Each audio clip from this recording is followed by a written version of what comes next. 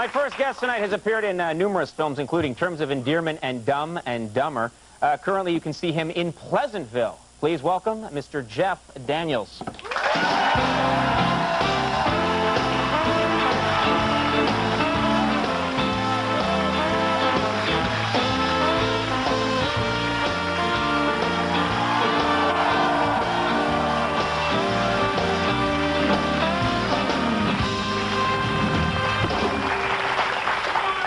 You got the long hair going. I got it going, don't I? Don't take this the wrong way, but for a second, I swear to God, when I walked out of my dressing room and I saw you in my peripheral vision, I thought John Tesh. Just for... No! I didn't really get a good look at you. I just saw a tall guy, long hair. Yeah, and you were playing the piano beautifully. I thank you very much. The same chord, A minor, the whole time. That's not true. No, it's His not. Red Rocks concert blew me away. No, but are you getting any of that now? You're not getting any, no one mistakes you for Tesh at all. I actually have been approached to do the life story of John Tesh. Really? Yeah, and I might do it. Really? The money's good. Yeah. No, I Think don't very know. carefully about that. No, I don't. No, I get, did you go to Ohio State? No. I get that kind of thing. I get the, they think I'm anybody from the Midwest. Really? Yeah. Well, it's working for you, I think, the long Well, hair. it's just, I let it go. I just let it go. I mean, you should, well, you probably, you should. But we can, no, When I let my hair go, I look like a member of Bachman Turner Overdrive. I'm not meant to have Why is that a long bad hair. thing? That would still get you some action? It's a bad thing. Oh, okay. I saw them in concert once, back in college. You saw them? Yeah. Were they good? No. Really? They weren't. No, they waited for 2 hours for Taking Care of Business. Remember that song? Yeah. Yeah. I went to see Smokey Robinson once, and I love Smokey Robinson. I was looking forward to all his songs. He came out at the very front of the show, did all his greatest hits as part of a 3-minute medley, and then went into, like, his new album for 3 hours called, like, Kiss the Sky. And so it was literally like Tears of a Clown, tracks of my tears. All right, let's get into the new album. And people ripped their seats out and were throwing them. And then Bachman Turner Overdrive came out and saved the day. Thank God, thank God. I was too drunk to know anyway, so it didn't matter. Well, let's talk about Pleasantville. This is, visually, this movie's stunning. I don't want to give away anything. You tell me what's safe to say. Well, basically, it's two California kids in 1998 get beamed into this 50s sitcom, and they get lost in this world that is Pleasantville, that is this TV show. It's a black and white world. Yeah, but people don't know it, and through the course of the movie, these two kids kind of change Pleasantville for the better. And, it's just, they discover sex, and then they go from black and white to color, all this stuff. Sex will do that to you. Sex does do that a lot, yeah. So it's just real good. And also, got to mention, one of my heroes is in the movie, Don Knotts. Oh, yeah. Now, do you, I love Don Knotts. And I say that with no irony. I really love Don Knotts, and a lot of us here think he's one of the funniest guys ever. Wasn't he, though? Did you feel that way? On that show? I mean, with you got Andy and you got Barney sitting on a porch. I was thinking of Three's Company, actually. Oh. I'm thinking of his Mr. Furley stage, where he's constantly misunderstanding what he's hearing through the door. No, that was... No? No, that wasn't... That was great. Jack and Chrissy putting together some pipes. Push, it won't fit. Come on, push, it won't fit. No. And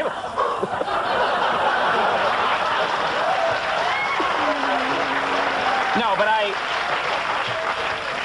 his true genius was in the Andy Griffith Show. Has he ever been on the show? No, he hasn't. I'd love to have him on. You've got to get him on. I don't think he does these shows anymore. Oh, I bet if he was would. going to, why would he start here? No, he should. We shot the movie, and I went to Don. I said, geez, it was you. You were one of the influences. I just saw he was so funny, so believable with this big character that he was doing on the show. And I just said, I just want you to know that you were one of the big influences on me that made me want to get into the act. Yeah, oh, it's good. No, Don, you really were. You were talking to Jay Leno. No. That was the Jay. No. Yeah, cool. Yeah, good. Yeah. No, that was Jay. A little bit of Jay, but was he a nice guy? He was great. He really was great. And I just said, I wish I'd, been, part of that cast way back when. And I just thought they were so good, and I've read books about it. They've got actual books on the Andy Griffith Show and how they did the stories. And I have. I was kidding. No. Someone found that funny that I, too, have read the Andy Griffith books. No, there are books out there, and it makes for darn good reading. Yeah.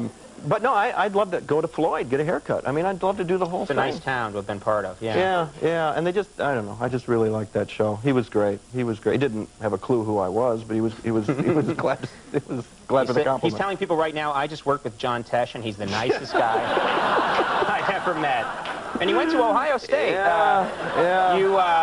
We should talk about, I want to talk about your kids, because last time you were here, you were talking about your hockey fanaticism. You were a hardcore hockey guy. You love hockey. Yeah. And you implied that you're going to get your kids into hockey, and I'm wondering how that's going. Oh, they're in deep. It's travel hockey, which is, you know, 75 games a month or something. It's ridiculous. You travel. I'm the bus driver. So they don't go to school anymore. No. School is something you do in the hotel on the road. Okay. And no, you're driving all around, and it's checking. I mean, the older one is into a checking league where you know, you get these kids that, you know, have hit puberty, you know, and they're shaving at the age of 13. And I don't want to hear about that. I have a shaving issue, but... Oh, do you? Yeah, 13-year-olds with thick beards depress me. Yeah. But so what are they... It's dirty. I mean, it's a real dirty thing, and I had to, you know, the couple of times they would come home and they would, he hit me really hard. I said, okay, let's talk about what a butt end is, okay? And it's just take the stick and go a little bit farther out, and then as you're going around the cage, bang, right into the head. Let's see that. Let's also talk about take a number. You're a good father. I'm a great father. I've got like 12 hours of hockey fight tapes. You're telling them to put a Yes. This is not soccer. Soccer's for kids in silk shorts and parents that, you know, just...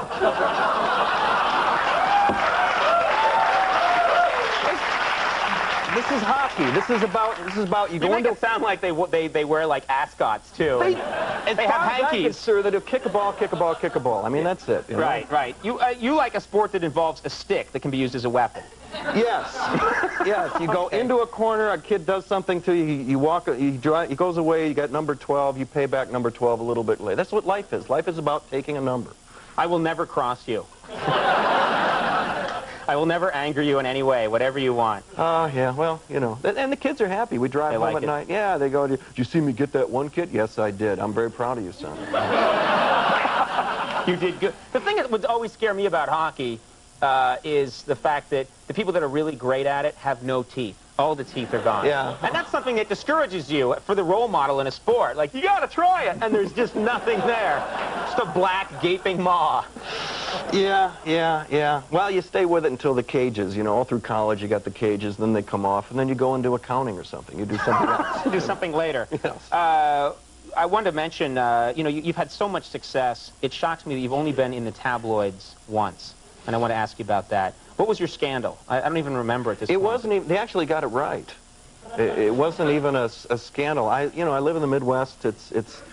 And I was in this restaurant in Michigan, and there were these three girls, and they were obviously going to their high school prom. And you know, they didn't have dates. The three girls in the low cut with the cleavage and the corsage that they'd bought each other, but it was three girls who were going to the prom, but no dates. And I'm sitting there going, you know what, all those Ken and Barbies that are sitting over there at the prom, and they've got the motel already, you know, picked and the whole deal, and these girls are left out, you know, to hell with it. So I went over to the table, I said, you want a date? And they, in the cleavage, I mean, they just started going. I said, no, it's, you know, I mean, I'm not going to spend the night. Is that why you did it? See that cleavage get going. You want a date? Yeah. Said it 3 times. It was just great. It was just, no, but they, yeah. I said, all right, here's the deal. I'll go over to the prom. I'll get there. We'll do the picture, and then I'll leave because you know, lawyers and you know the whole. I don't need, you know, suddenly I'm in, you know, in a motel with 3 high school girls. No, I will go. They'll think it was Tash. They're not gonna know. This would be great. Yeah, this would be the best thing that ever happened to Tash. Yeah. So I went over there. It would be. So I got the picture taken with the girls, bought them the whole complete, you know, 5x7s, 8x10s, the whole wallet size, the whole deal. Right. Picture, did that, you know, bolted. And a couple of Ken and Barbies, you know, these, you know, Stud Muffin and his girlfriend, the cheerleader, said, Mr. Janis, could we have a picture taken with you? I said, no, I'm with the girls. And I just blew away. Nice. Just flew by. Strike a blow for the people with no dates. I can relate to that. Yeah, and it was great because it made them big stars, and then, you know, all these. And it ended up in a tabloid. The tabloid. Did they put a racy sort of Jeff Daniels cruising for fun at the. No, it was so bizarre that they just stayed with. They actually got it right. I was kind of really disappointed. You wanted it to be something good. Yeah, I mean, if you're gonna go in with 2 heads or something. You know, I mean, something. The movie Pleasantville is at theaters now, and best of luck with that. And thanks a lot for coming by. Oh, it's thanks, always Tony. fun to have you. Jeff Daniels, everybody. We'll take a break. Christina Applegate coming up. We'll be right back.